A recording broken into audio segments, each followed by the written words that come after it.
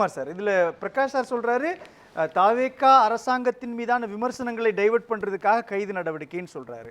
ஆனா தாவேகா என்ன சொல்றாங்க, ஆபாச பேச்சாளர்களை வன்மம் ஊட்டி வளர்க்கும் திமுக எதிர்க்கட்சி ஜனநாயகம் என எகத்தாளம் பேசலாமா அப்படின்ற கடுமையான விமர்சனத்தை வைக்கிறாங்க இல்லையா? என்னதான் நடக்குது, எப்படிதான் புரிஞ்சிக்க வேண்டியிருக்குது இதை? மொத்தத்தில் தமிழ்நாடு சட்டமன்றம், தமிழ்நாட்டில் தேர்ந்தெடுக்கப்பட்ட சட்டமன்ற உறுப்பினர்கள் மிகப்பெரிய ராஜதந்திரிகள்லாம் இங்கே இந்த அவையில் இருந்திருக்கிறார்கள்.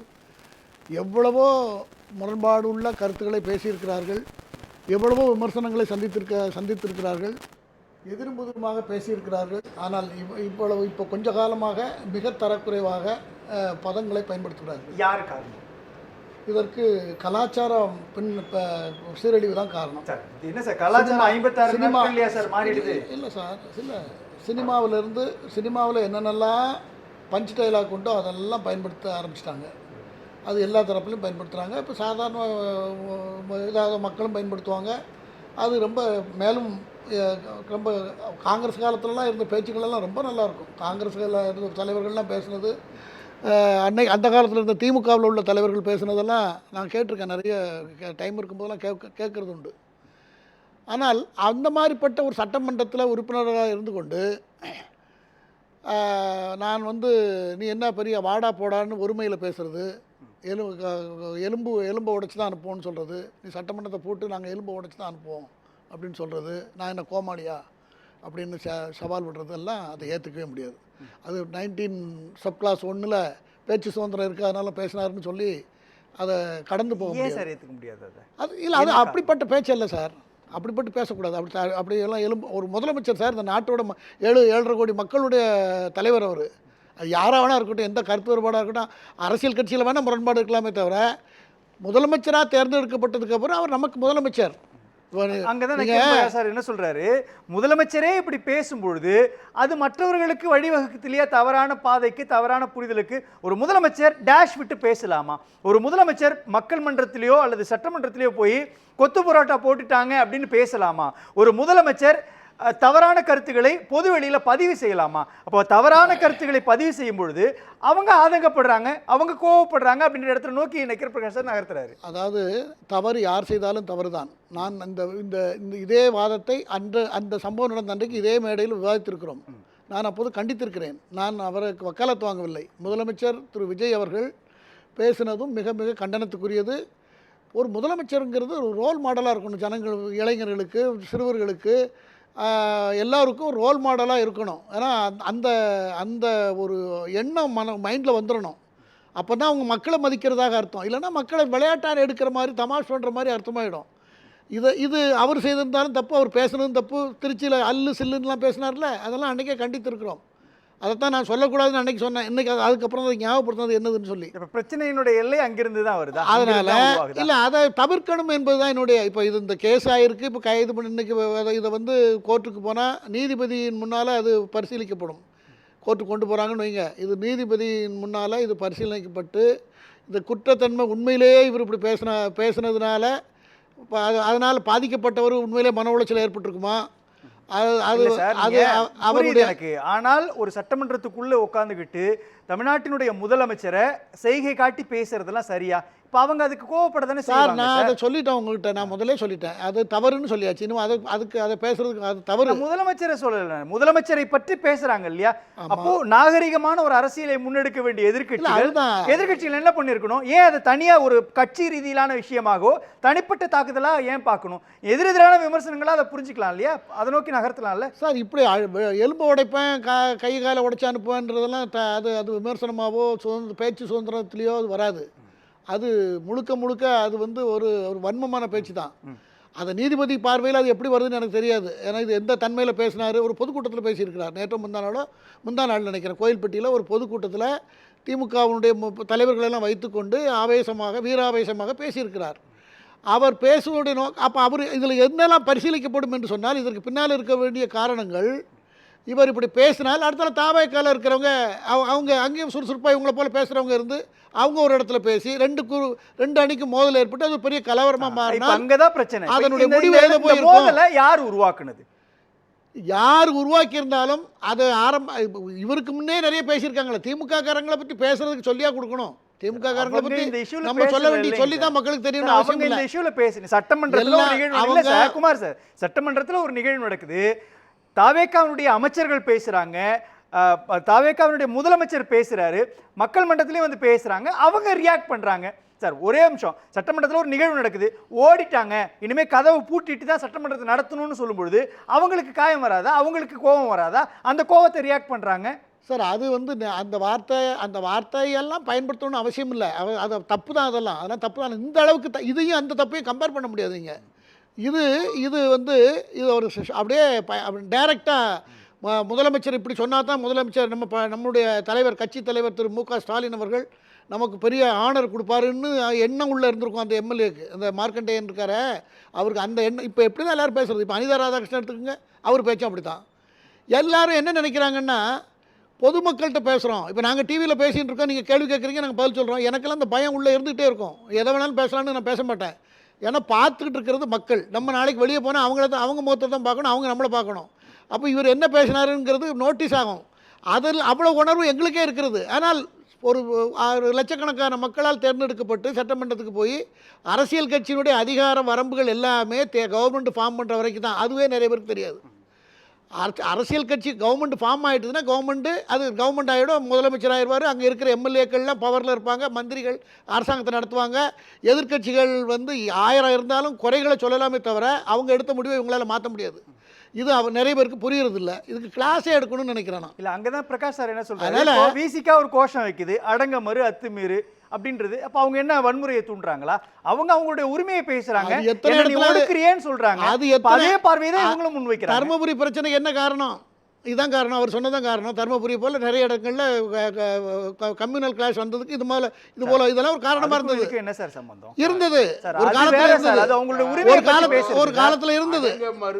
இல்ல அதை வச்சுதான் அவருக்கு அவர் சொன்னாரா சொல்லலையாங்கிறதுலாம் ஒரு பக்கம். ஆனால் அந்த மாதிரி சொல்றாருங்கிற ஒரு பிரபகண்டா வந்து எல்லா இடத்துலயும் பரவலாக இருந்தது. அவங்களுடைய உணர்வை வெளிப்படுத்துறாங்க. உணர்வு இல்ல, அது அவங்களுடைய உணர்ச்சியை காயப்படுத்திட்டீங்கன்னு சுதந்திரம், பேச்சு சுதந்திரம், கருத்து சுதந்திரம், எழுத்து சுதந்திரம், எல்லா பத்திரிகை சுதந்திரம், அத்தனை சுதந்திரங்களும் அடுத்தவரை பாதிக்காத வரைக்கும் தான்.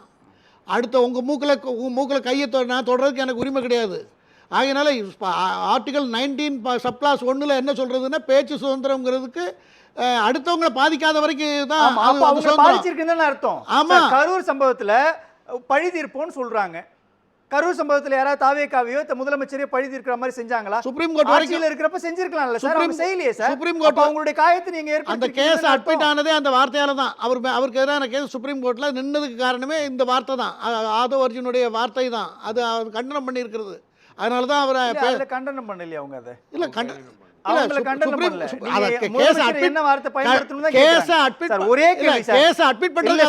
காவல்துறையினர் இதை வச்சு செஞ்சுட்டாங்க, இதுக்கு கணக்கு தீர்க்க வேண்டி இருக்குதுன்னு ஒரு வார்த்தையை ஒரு அமைச்சர் பயன்படுத்துறாரு போது, திமுக ஆட்சியில தாவேகாவில் இருக்கக்கூடிய யாரையாவது கணக்கு தீர்த்தாங்களா? கணக்கு தீர்த்திருந்தா எஃப்ஐஆர்ல சிஎம்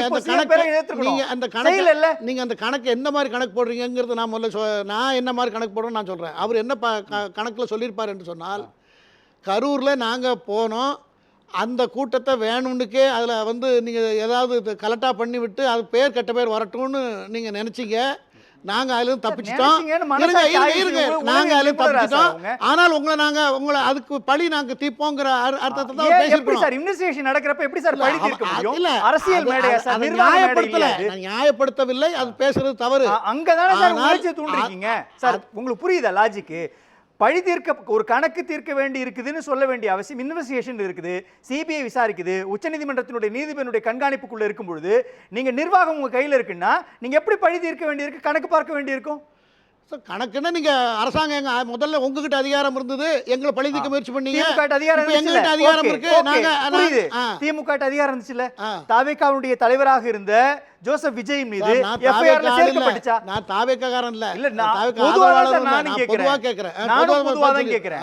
ஒருவேளை திமுக ஆட்சியில தாவேகாவுடைய தலைவராக இருந்த ஜோசப் விஜய் மேல எஃப்ஐஆர்ல போட்டு அவர்தான் A1 குற்றவாளி அப்படின்னு சேர்த்து அப்படி ஒரு நாடகத்தை ஆடி இருந்தாங்கன்னா நீங்க கணக்கு தீர்க்கிறதுக்கு லாஜிக் இருக்குது. சிபிஐ கேஸ் நடக்குது, உச்சநீதிமன்றத்தினுடைய நீதிபதியினுடைய கண்காணிப்புல இருக்குது, உச்சநீதிமன்றம் பார்த்துக்கிட்டு இருக்குது, ஒட்டுமொத்த இந்தியாவே பார்த்துக்கிட்டு இருக்கிறப்போ கணக்கு தீர்க்குதுன்னு வார்த்தை சொல்லும் பொழுது அவங்க மேல பழி போடுறீங்கன்னு தானே அர்த்தம். அதனுடைய ஆதங்கத்தை வெளிப்படுத்துவாங்கல்ல. அது இன்மெச்சூர் டாக், அதில் மாற்று கருத்தே கிடையாது. அதை அதனால தான் அந்த கேஸை சுப்ரீம் கோர்ட்டில் அட்மிட் ஆச்சு, இல்லைன்னா டிஸ்மிஸ் பண்ணியிருப்பாங்க. அதனால் யார் என்ன பேசினாலும் பொதுமக்கள் சேவகர்கள்ங்கிற உணர்வே அவங்களுக்கு கிடையாது. இப்போ வர்றவங்களுக்கு, இப்போ எம்எல்ஏ தேர்ந்தெடுக்கப்பட்டவங்களுக்கு, எம்பியாக இருக்கிறவங்களுக்கெல்லாம் சர்வ் பண்ணுறதுக்கு தான் நம்ம வந்திருக்கோம் அப்படிங்கிறது அந்த உணர்வே அவங்களுக்கு இல்லை. அப்படி அந்த உணர்வு இருந்தால் தான் மக்களோட கண்ணியமாக பேசணுங்கிறது வரும். பதங்களை நம்ம அதை சரியாக பயன்படுத்தணுங்கிற எண்ணம் அப்போ தான் வரும். அதாவது குமார் சார் நல்லா தான் பேசிக்கின்றாரு.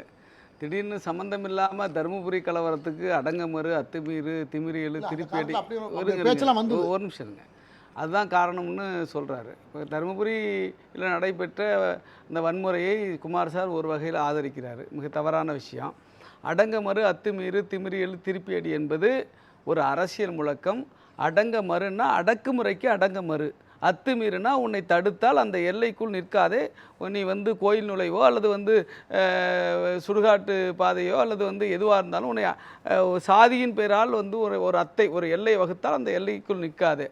திமிரி எழுன்னா உன்னை அடக்கி கீழே போட்டு அமுக்கிற பொழுது திமிரி எழுந்து நீ அனைத்து வகையிலும் நீ வெளியே வா.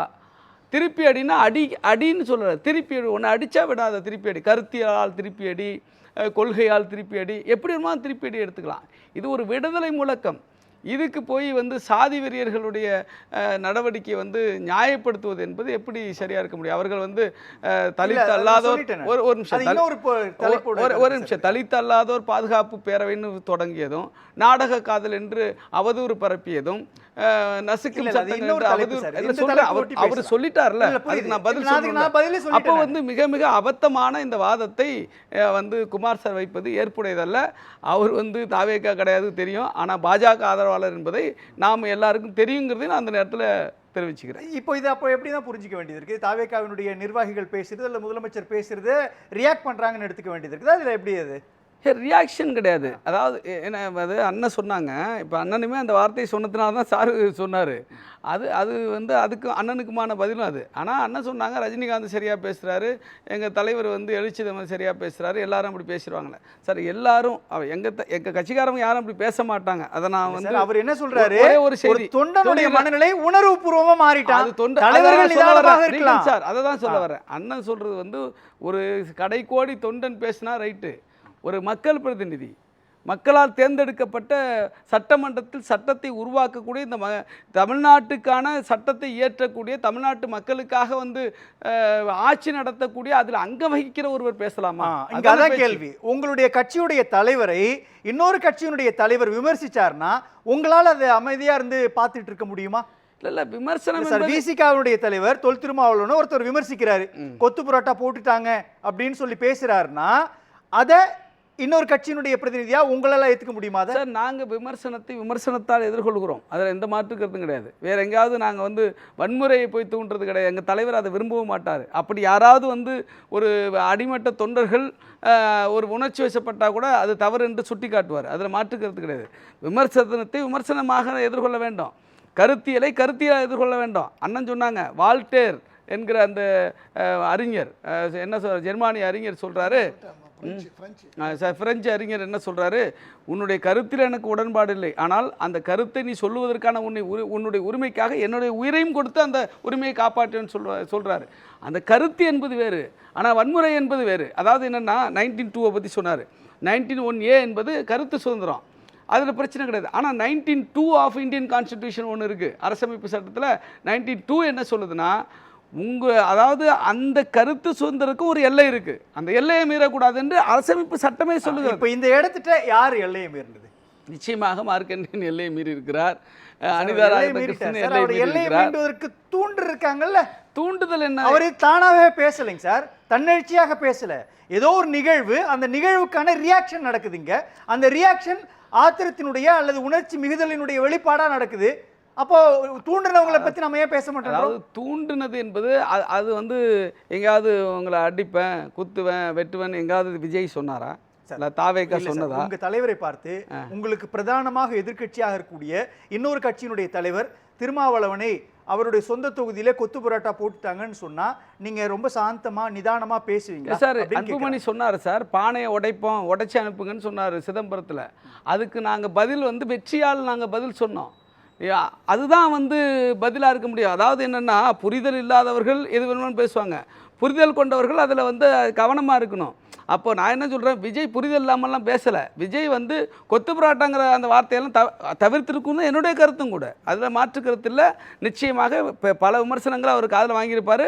எதிர்காலத்தில் அது அப்படி பேசுவதை தவிர்ப்பார்னு வச்சுங்க. அதே நேரத்தில் நான் வந்து சட்டமன்றத்திற்கு அடிப்பேன் அப்படின்னு சொன்னால், சட்டமன்றத்தை நீங்கள் வன்முறை காடாக மாற்ற போகிறீங்களா? அப்போ ஒரு கேள்வி எழுதுல. இப்போ சட்டமன்றம் அப்படி நடந்திருக்குது இல்லையா?